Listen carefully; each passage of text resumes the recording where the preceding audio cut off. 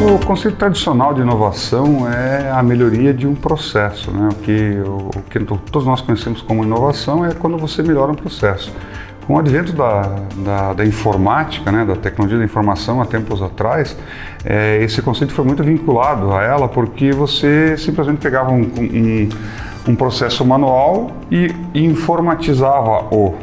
E isso criava, esse que era o conceito da inovação até com o advento da informática. Atualmente nós não temos mais muitos processos manuais, né? Então, quando você fala em inovação, é você melhorar um processo automático. Então, o conceito mais básico da inovação para mim é essa, você tem que criar o estado da arte de algum processo, seja ele automático ou manual, né?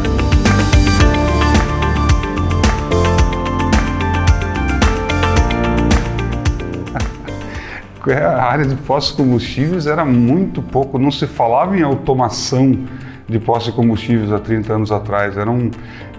Quando nós começamos, você tinha os processos de automação, informatização, né, o que se falava na época, né, voltados a comércios, a contabilidades, a processos mais específicos. Os postos de combustível que tinha na época era uma automação para bombas mecânicas.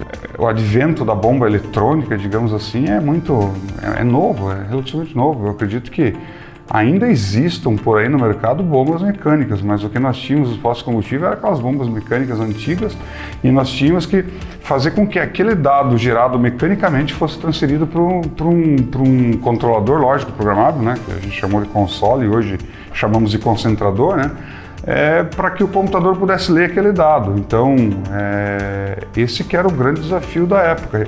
Existiam alguns equipamentos importados que eram valorados em dólar, era uma coisa que o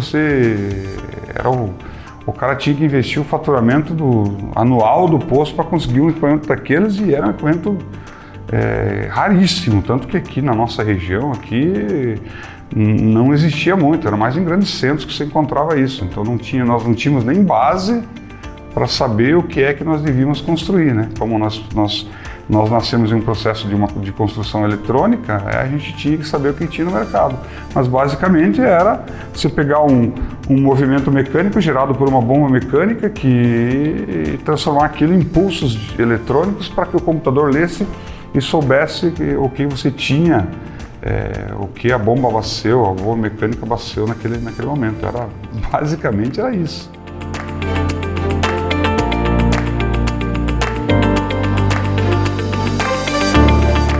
Eu trabalhava com automação bancária já há um bom tempo e tinha um amigo específico, né, Marcelo Pastorello, que na época a família dele tinha postos de combustível, estava adquirindo postos de combustível, e ele me pediu para que fosse feito um assessoramento para assessorar ele, ele queria fazer uma automação, na verdade ele queria comprar um software para controlar o posto, para fazer a gestão do posto. E eu fui junto com ele fazer uma visita numa empresa de São Paulo lá para adquirir esse programa. E como nós fomos para lá, compramos esse software, era um software bem básico, ele fazia o back-office do posto, fazia o controle interno do posto, alguma coisa de controle de estoque, gerenciava algumas vendas, mas não tinha PDV, não tinha nada, era uma coisa bem básica mesmo.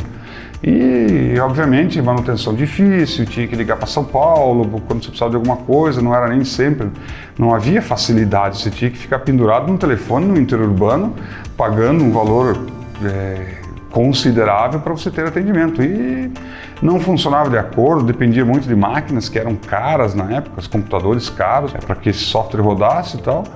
E aí nós comecei a ver, eu estava terminando a faculdade na época, né, faculdade de processamento de dados, né, e comecei a ver nisso uma oportunidade. Né? Começamos fazendo esse hardware, né, que fazia a automação das bombas e tal, e gerou-se uma oportunidade aí para um software também. E como a gente tinha que na faculdade desenvolver software, começamos a fazer isso e tal, e vimos nisso um bom negócio e resolvimos investir bastante nisso naquela época lá, e perdurou aí ao longo desses 30 anos.